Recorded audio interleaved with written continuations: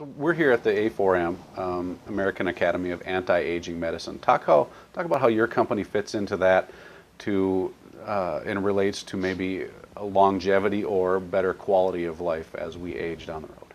Oh, absolutely. Just like anything, the body will age. Mm-hmm. And as it ages, it doesn't work as well. The other part of it is your body, when you are older, is a result of everything it experienced during its life. And I had many patients come to me when they retired. Women came to see me because later in life they found out they weren't remembering things as well, that they couldn't sleep as well, they were fatigued, and they wanted help that was in a non-prescription manner. So we would look at their adrenal health, we would look at their neurotransmitters, we would help balance them out and make them feel better.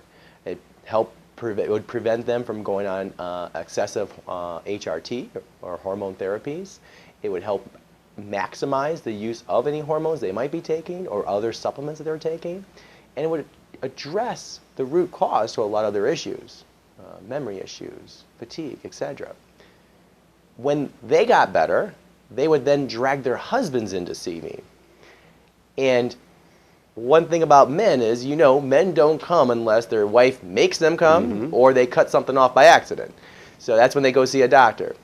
And I saw many executives very successful individuals, ex-professionals, ex-executives, who are now in their prime of their life.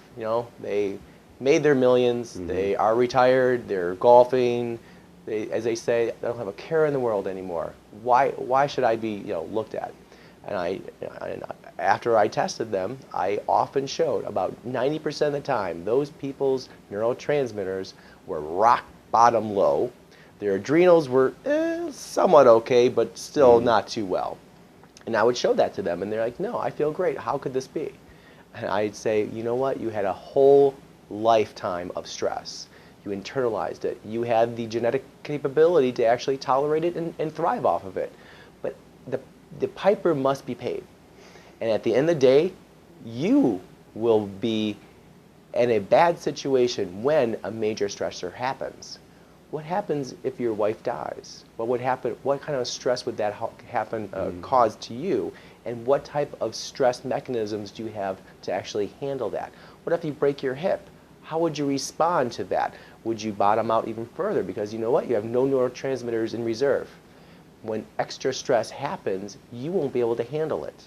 And therefore, it's extremely important later in life, regardless if you have symptoms or not, get an assessment of the nervous system to identify where you're at, because a major stressor will happen, whether it be an auto accident, a health crisis, someone that you know and love that it passes on.